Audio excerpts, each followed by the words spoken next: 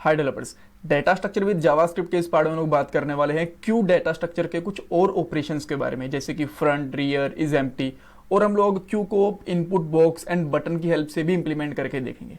और लास्ट में मैं आपको जो लास्ट वाले पार्ट में कुछ इंटरव्यू क्वेश्चन पूछे थे उनके आंसर भी दूंगा, पूरे पूरे जो ऑपरेशन हम लोग करने वाले हैं, बिकॉज लास्ट वाले पार्ट के अंदर हमने इन क्यू एंड डी क्यू दो ऑपरेशन करे थे। अब हम लोग front, rear end is empty, तो टोटल हमारे 5 ऑपरेशन हो जाएंगे। सारे के सारे ऑपरेशन को हम लोग टेस्ट भी करेंगे। एक चीज और है, लास्ट वाला अगर पार्ट आपने नहीं देखा तो वो देख लेना, बिकॉज वहाँ पे मैंने डिटेल में बताया है कि क्यू क्या होता है, किस तरीके से काम करता है, उसके अंदर फ्रंट क्या होता है, रियर क्या होता है, सारी चीज़ें मैंने डिटेल में बताई हैं। सो वो वाला पार्ट देख लेना, और उसी वाले पार्ट का जो कोड है ना उसको मैं आगे कंटिन्यू करूंगा, राइट। सो मैं D Q and in Q वाला जो कोड होगा उसको मैं दोबारा नहीं लिखने वाला, बिकॉज अगर मैं दोबारा लिखूंगा तो लास्ट वाली वीडियो ही रिपीट हो जाएगी और वीडियो भी काफ़ी लेंथी रहेगी। बेटर है कि आप लोग लास्ट वाला पार्ट ही देख लो। So front end rear end is empty क्या होते हैं, सबसे पहले मैं आपको ये समझाता हूँ डायग्राम की हेल्प से। सो मैं एक सिंपल एक क्यू बनाता हूँ सबसे पहले, ठीक है। सो लेट्स से कि यहाँ पे हम लोगों ने कुछ एलिमेंट्स एंटर करे। यहाँ से ये जो एलिमेंट था ना, ये हमारा सबसे पहला एलिमेंट एंटर हुआ था, इसकी वैल्यू है 10, उसके बाद में 20, 5, 45, 39 एंड लास्ट के अंदर लेट्स से 23। तो ये हमारा कौन सा एलिमेंट था, 0, 1, 2, 3, 4, 5, ठीक है। इस तरीके से हमारे एलिमेंट एंटर हुए। सो जो हमारा सबसे पहले एलिमेंट एंटर हुआ था ना, बिकॉज क्यू के अंदर क्या चलता है, क्यू के अंदर चलता है हमारा फर्स्ट इन फर्स्ट आउट। इस इधर से आना स्टार्ट होगा, जो हमारा वैल्यू, जो हमारी वैल्यू सबसे पहले इंसर्ट हुई थी, 10 हुई थी, वही सबसे पहले निकलेगी, फिर 20 आई थी वो निकलेगी, फिर 5 आई थी वो निकलेगी। ये हमें पता है, ये ना ये वाला हमने लास्ट वाले पार्ट के अंदर भी पढ़ लिया था। सो इसके अंदर फ्रंट क्या होता है, फ्रंट होता है जो हमारा सबसे पुराना एलिमेंट होता है, जो हम जस्ट निकालने वाले हैं, वो होता है हमारा फ्रंट। और रियर क्या होता है, जो हमारा लेटेस्ट वाला पॉइंट होता है, जिसके अंदर जहां से हम लोग वैल्यूज को एंटर कर रहे हैं, ठीक है। और ये दोनों चीज बता दी। इज एम्प्टी का मतलब क्या है, हम लोग ये चेक करेंगे, इज एम्प्टी एक तरीके से क्वेश्चन मार्क हो गया, ठीक है, क्वेश्चन मार्क, कि क्या हमारा स्टैक है वो खाली है या नहीं है, क्या इसके अंदर कोई एलिमेंट, मान लो कि मैंने एक एक करके सारे एलिमेंट निकाल दिए, या फिर अब तक एलिमेंट डालने स्टार्ट नहीं करे, तो उस टाइम पे क्या रहेगा, क्यू हमारा एम्प्टी रहेगा। अगर मैं उस टाइम पे फ्रंट निकालने की कोशिश करूंगा या फिर रियर निकालने की कोशिश करूंगा तो नहीं मिलेंगे, बिकॉज हमारा डाटा कुछ है ही नहीं, राइट। सो उस केस में हम लोग सबसे पहले ये भी चेक करते हैं कि क्या हमारा जो क्यू है वो एम्प्टी तो नहीं है। ऑलराइट, सो ये हमने थ्योरेटिकल चीजें पढ़ ली। अब हम लोग बात करते हैं इनको बनाने की। सबसे पहले हम लोग क्या बनाएंगे, सबसे पहले हम लोग फ्रंट बनाएंगे। एक बार के लिए लास्ट वाला कोड है वो रिकैप करवा देता हूं मैं आपको। क्या करा था हम लोगों ने, एक इन क्यू का ऑपरेशन बनाया था। सबसे पहले हम लोगों ने क्यू लिया था, उसके बाद में current value and max value, यानी कि ज़्यादा से ज़्यादा कितने एलिमेंट एंटर हो सकते हैं हमारे पास, 5। एंड आफ्टर दैट हमने यहाँ पे क्यू इन क्यू बनाया था जो कि वैल्यूज़ को ऐड करेगा, एंड डी क्यू बनाया था जो वैल्यू को रिमूव करेगा। और 3 जो वैल्यूज़ थी मैंने बाय डिफॉल्ट इसके अंदर ऐड करके रखी हुई हैं। तो जैसे मैं यहाँ पे रिफ्रेश करूँगा 3 वैल्यूज़ ऑलरेडी मेरी ऐड हो चुकी होंगी, ठीक है। अब अगर मैं यहाँ पे डिस्प्ले भी करता हूँ तो भी मुझे यहाँ पे 3 जो वैल्यूज़ हैं यही मिलेंगी, ठीक है। अब मैं क्या करता हूँ, लेट्स से मैं यहाँ पे करता हूँ डी क्यू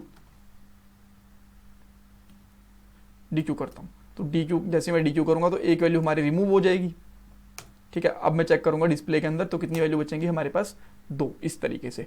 सो अगर इसके अंदर देखा जाए तो कौन सी वैल्यू इन क्यू है, कौन सी वैल्यू हमारी फ्रंट है, कौन सी वैल्यू रियर है, उसके लिए देखो हमने सबसे पहले वैल्यू कौन सी एंटर करी थी, 10, ठीक है। तो जो ये वाला हमारी 10 वैल्यू है ना, ये है हमारी फ्रंट। और लास्ट में कौन सी वैल्यू एंटर हुई थी हमारी, लास्ट में हुई थी हमारी 30। तो ये हमारी कौन सी वैल्यू हो गई, ये हमारी हो गई सबसे रियर वाली वैल्यू, जिसको हम लोग लास्ट वाली वैल्यू बोल सकते हैं, रियर वैल्यू, ठीक है। ये चीज़ें हमें पता है। सो अब हम लोग क्या करते हैं, मान लीजिए आपके पास एक स्टैक है, क्यू है, और आपको क्वेश्चन में बोला जाए कि आपको इसका फ्रंट निकालना है, तो आप कैसे निकालोगे, उसके लिए आपको फंक्शन लिखना पड़ेगा सबसे पहले, ठीक है। सो मैं यहाँ पे एक फंक्शन बनाता हूँ, बहुत ईजी है, तीनों के तीनों ऑपरेशन बहुत सुपर ईजी है, ठीक है। सो सबसे पहले हम लोग लिखेंगे फंक्शन, और यहाँ पे लिखता हूँ मैं फ्रंट, यानी कि हम लोग फ्रंट निकाल रहे हैं। और फ्रंट के बाद में जस्ट सबसे पहले मुझे चेक करना पड़ेगा कि क्या हमारा जो स्टैक है, सॉरी मैं बार बार स्टैक बोल रहा हूँ बिकॉज थोड़े दिन पहले स्टैक पढ़ाया था। जब मैं स्टैक बोलूँ आप समझ लेना कि मैं क्यू की बात कर रहा हूँ, अगर गलती से बोल भी दूँ। सो क्यू के अंदर हमें ये चेक करना पड़ेगा कि क्या हमारा क्यू है वो एम्प्टी तो नहीं है, ठीक है। सो वो हमें चेक करने के लिए आप क्या कर सकते हो, यहाँ पे हम लोग लिखेंगे if current size is greater than 0, ठीक है, तो हम लोग यहाँ पे चेक करेंगे। एल्स अगर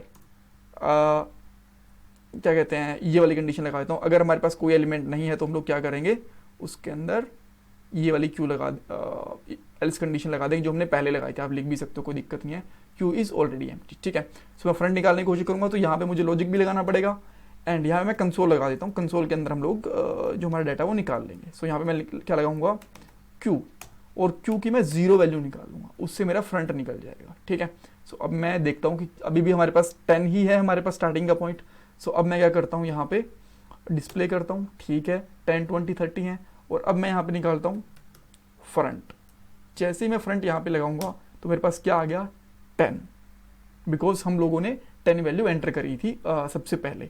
अब मैं इसमें से डी क्यू कर देता हूँ। ठीक है, बिकॉज अब ये चेंज होनी चाहिए डी क्यू के बाद में, मैंने डी क्यू कर दिया।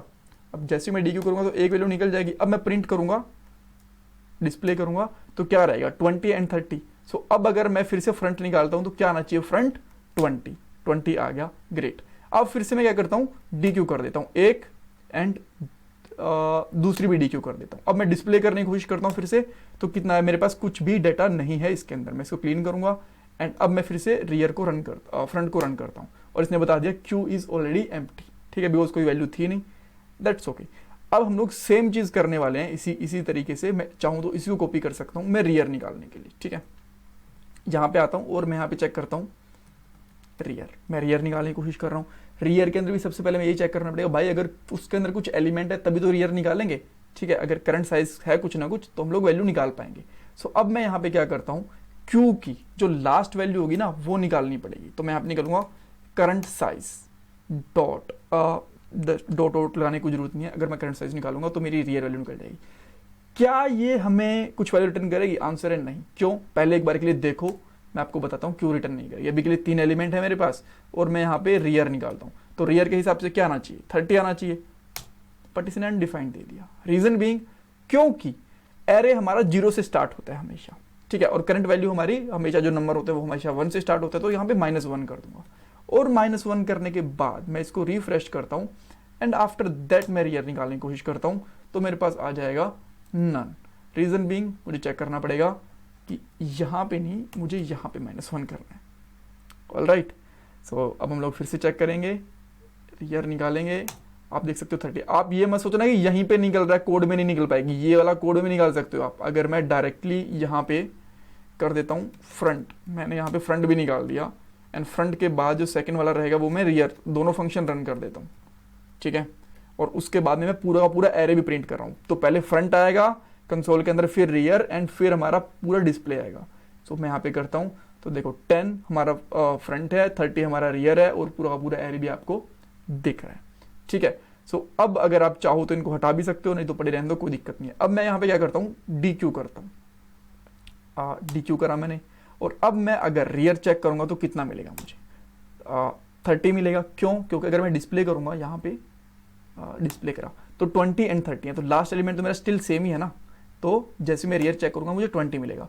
बट अगर मैं इन क्यू कर देता हूँ, इसके अंदर एक एलिमेंट बढ़ा देता हूँ, तो एलिमेंट हमारा कहाँ पे ऐड होगा, लास्ट में जाके। सो मैं यहाँ पे एक, ताकि आपको अलग ही दिखे, 100 ऐड कर देता हूँ, और यहाँ पे मैं डिस्प्ले चेक करता हूँ तो लास्ट वाला एलिमेंट मेरा 100 है। और अब अगर मैं यहाँ पे जाके रियर चेक करता हूँ तो मुझे यहाँ पे 100 इसने दे दिया। ऑलराइट, बट अब आप लोगों ने एक चीज नोट करी, हम यहाँ भी सेम कंडीशन चेक कर रहे हैं, यहाँ भी सेम कंडीशन चेक कर रहे हैं, यहाँ भी हम लोग सेम कंडीशन चेक कर रहे हैं, तो इवन हाँ 3-4 जगह हम लोग सेम कंडीशंस चेक कर रहे हैं। तो क्या हम लोग ऐसा नहीं कर सकते कि इसके लिए कॉमन फंक्शन बना दें? यस, बिल्कुल बना सकते हैं। मैं यहाँ पे एक फंक्शन बनाने जा रहा हूँ जिसका नाम है इज एम्प्टी। ठीक है, इज एम्प्टी कंसोल नहीं करेगा, ये हमेशा वैल्यू रिटर्न करेगा, ताकि मैं उस फंक्शन को यहाँ पे यूज कर पाऊँ, या ये ट्रू एंड फॉल्स रिटर्न कर पाए। ठीक है, सो इसके अंदर मैं यहाँ पे चेक करता हूँ सिंपली इफ, अगर करंट साइज लेस देन, काफी सारी कंडीशन होती हैं, ये वाली कंडीशन चेक करोगे तो भी कोई दिक्कत नहीं है। ठीक है, ये वाली कंडीशन चेक करोगे तो भी कोई दिक्कत नहीं है। ठीक है, सो मैं यहाँ पे करता हूँ, अगर जो हमारा करंट साइज है वो 0 से बड़ा है, ठीक है, सॉरी, अगर ये 0 है या फिर 0 से छोटा है, ठीक है, दैट मीन्स अगर हमारे पास करंट साइज के अंदर 0 है या फिर 0 से छोटा आ गया किसी वजह से, तो क्या है हमारे पास, जो हमारा क्यू है वो एम्प्टी है, राइट। तो उस केस में मैं क्या करूंगा, यहाँ पे रिटर्न ट्रू। तो मैं यहाँ पे रिटर्न ट्रू करता हूँ कि ठीक है भाई एम्प्टी है, बिल्कुल मैं मान गया आपकी बात।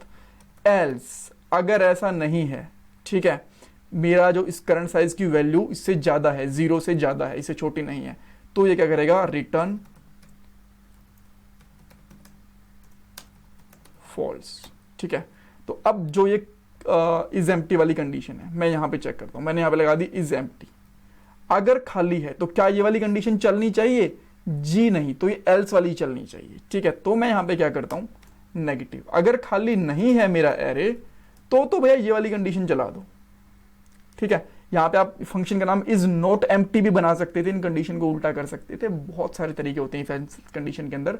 तो मैं कह रहा हूं अगर खाली नहीं है तो ये वाला ऑपरेशन करो, अगर खाली है, ठीक है, खाली इस केस में आएगा, सेकंड वाले केस के अंदर एल्स के अंदर, तो भैया अलर्ट मैसेज शो करवा दो। सेम चीज मैं यहां पे चेक करूंगा, ठीक है, एंड उसके बाद में सेम चीज मैं यहां भी चेक करूंगा। अब हम लोग सारी की सारी चीज चेक करके देखते हैं। सबसे पहले मैं यहाँ पे देखता हूँ कि इसके अंदर 3 वैल्यूज आ चुकी हैं, मैं डी क्यू करता हूँ फटाफट से, 3-4 वैल्यूज। मैं यहाँ पे आया, मैंने डी क्यू करा, फिर मैंने डी क्यू करा, कहाँ गया डी क्यू, एंड लास्ट फिर मैंने डी क्यू करवा दिया। अब मैं एक बार के लिए चेक कर रहा हूँ, डिस्प्ले के अंदर कोई भी वैल्यू नहीं है, एंड अब मैं फिर से डी क्यू करने की कोशिश कर रहा हूँ, जिसने बोल दिया queue is already empty. And same चीज़ अगर मैं यहाँ पे रियर चेक कर रहा हूँ तो मुझे क्या बोलेगा, Q is already empty. And अगर मैं यहाँ पे फ्रंट चेक कर रहा हूँ तो भी मुझे क्या बोलेगा, Q A note Q A, front अगर चेक करूंगा तो मुझे क्या मिलेगा, क्यू इज ऑलरेडी एम। ठीक है, सारी की सारी कंडीशंस चेक हो गई, ग्रेट, हम लोगों ने आराम से कर लिया इसका चेक, वो अच्छी बात है। बट अब मैं चाहता हूं ना कि ये चेक इस तरीके से ना हो, मैं चाहता हूं कि बटन्स के साथ हम लोग इसको चेक करें। तो वो कैसे करें, खूब सारे बटन बनाएंगे हम लोग आज। तो सबसे पहले मैं यहाँ पे एक इनपुट बॉक्स लूंगा ताकि मैं उसके अंदर वैल्यूज को इनक्यू भी करवा पाऊँ। ठीक है, यहाँ पे लिखता हूँ प्लेस होल्डर, यहाँ पे लिखता हूँ एंटर एलिमेंट। ठीक है, इतना काफ़ी रहेगा। मैं इसकी आईडी दे देता हूँ, और आईडी मैं यहाँ पे ले लेता हूँ क्यू ई एल ले लेता हूँ मैं। ठीक है, छोटी सी आईडी रहेगी, बेटर रहेगा। ओके, एंड उसके बाद में मैं क्या करता हूँ, मैं लेता हूँ बटन। जैसे मैं बटन लेता हूँ, यहाँ पे लिखता हूँ ऐड एलिमेंट। ठीक है, एंड ऐड एलिमेंट के बाद मैं यहाँ पे क्या करूँगा, ऑन क्लिक, और ऑन क्लिक के ऊपर मैं एक फंक्शन कॉल करूँगा ऐड ई एल। ठीक है, ऐड ई एल नाम से एक हम लोग फंक्शन बना सकते हैं, कोई प्रॉब्लम नहीं है। नो, ऐड ई एल क्यों बनाना है, सॉरी, रियली सॉरी, हमें ऐड बनाने की जरूरत ही नहीं है। इन क्यू वाला फंक्शन ऐड करेंगे ना हम लोग, ये हमारा फंक्शन ऑलरेडी बना हुआ है। तो मैं यहाँ पे इन क्यू डालता हूँ, और इसके अंदर मैं कोई भी एक एलिमेंट डालूंगा क्या, नहीं, यहाँ से एलिमेंट मैं नहीं डालूंगा। अब हमें एलिमेंट कहाँ से डालना पड़ेगा, जो ये वाला क्यू है ना, ये वाला, इसको मैं अभी के लिए कमेंट कर रहा हूँ। ठीक है, अच्छा इसको कमेंट नहीं करता हूँ, मैं क्या करता हूँ ना, इसको ठीक है यार कमेंट ही कर देते हैं अभी के लिए। एक और बनाता हूँ मैं यहाँ पे, इसके अंदर जो वैल्यू होगी ना वो पैरामीटर के साथ नहीं आएगी। पैरामीटर से हम लोग क्यों नहीं ले रहे, बिकॉज वैल्यू ना हमें यहाँ से निकालनी है, क्या कहते हैं इसको, इनपुट बॉक्स से निकालनी है। ठीक है, सो इनपुट बॉक्स, ठीक है, इनक्यू क्या नाम रखूं मैं इसको, थोड़ा सा अलग नाम रखना चाहता हूं मैं, इनक्यू विद BTN। ठीक है, ये कर देता हूं मैं इसका नाम, ऊपर वाला पड़ा रहेगा, अगर आपको रखना तो वो रख लो, अदरवाइज आप ये भी रख सकते हो। ठीक है, सो इसका मैंने नाम ये रख दिया, और यहाँ पे बाकी सारी चीज़ें सेम चलेंगी। मैं यहाँ पे करूँगा, जो इसकी आईडी होगी ना, इसके साथ मुझे एलिमेंट निकालना है, जो हमारे पास ये वाली आईडी है।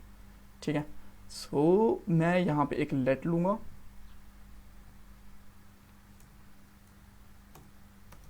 लेट QEL, और उसके बाद यहाँ पे डाल दूंगा गेट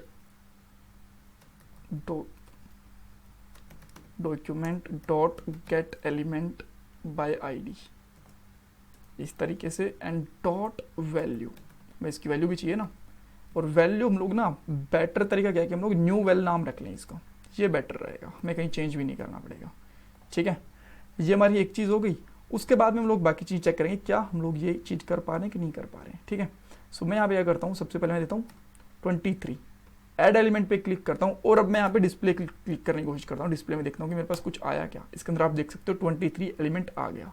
अब 23 के बाद में मैं यहाँ पे ऐड करता हूँ 45 पे जैसे क्लिक करता हूँ फिर मैं डिस्प्ले करूँगा, देख सकते हो 2 एलिमेंट हो चुके हैं। अब ये खाली कैसे करवाना है ये आपका काम है, ये मैं इस वाले पार्ट में नहीं करके दूंगा क्योंकि मैंने ये वाला सेम काम एरे के साथ में, स्टैक के साथ में भी करके दिखाया कि जैसे मैं इस पर क्लिक करूँ इसकी करंट वैल्यू खत्म हो जाए और इसकी वैलिडेशंस वगैरह आ जाए, वो आप मुझे लगा के दिखाओ। लास्ट वाले पार्ट से आप देख सकते हो बहुत सारे पार्ट्स के अंदर आप चेक करना जो इनपुट बॉक्स, इनपुट एलिमेंट्स के साथ में, बटन्स के साथ में ना, तो वहाँ पे आप चेक कर सकते हो।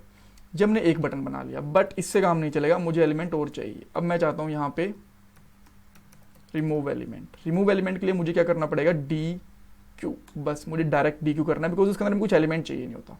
उसके बाद में डिस्प्ले कर दिया मैंने एंड डिस्प्ले के साथ में यहाँ पे क्या फंक्शन कॉल कर दूंगा, डिस्प्ले वाला फंक्शन हमारा बना हुआ है, गेट फ्रंट एलिमेंट। मैं यहाँ पे क्या कॉल कर दूंगा, front. And last but not least get rear element and यहाँ पे मैं क्या कॉल कर दूंगा, रियर।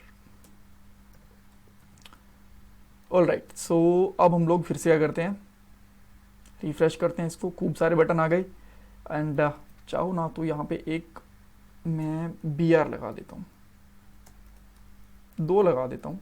आप चाहो तो CSS के साथ स्टाइल कर सकते हो, मैं अभी CSS के ऊपर ज़्यादा फोकस कर नहीं रहा, ठीक है। सो सबसे पहले मैं डिस्प्ले करता हूँ। जैसे मैंने डिस्प्ले करा, यहाँ पे खाली है, कुछ भी नहीं है इसके अंदर। मैं रिमूव एलिमेंट करने की कोशिश करता हूँ, इसने मुझे बोला भैया क्यू ऑलरेडी एम्प्टी है। अब मैं यहाँ पे आया और मैंने बोला चलो ठीक है आप 25 एक एलिमेंट ऐड कर दो। यहाँ पे चेक करा ऐड हुआ कि नहीं हुआ, उसके लिए करना पड़ेगा डिस्प्ले करा 25, ग्रेट, ऐड हो गया। अब मैं फ्रंट चेक कर रहा हूँ, फ्रंट भी 25 है, रियर चेक कर रहा हूँ, रियर भी 25 है बिकॉज एक ही एलिमेंट है, ग्रेट। उसके बाद में यहाँ पे ऐड कर देता हूँ लेट से 56। इस पे मैंने क्लिक करा, अब मैं डिस्प्ले करता हूँ तो अब देख सकते हो 2 एलिमेंट आ गए। अब मैं गेट फ्रंट करूंगा तो 25 आ गया, गेट रियर करूंगा तो 56 आ गया।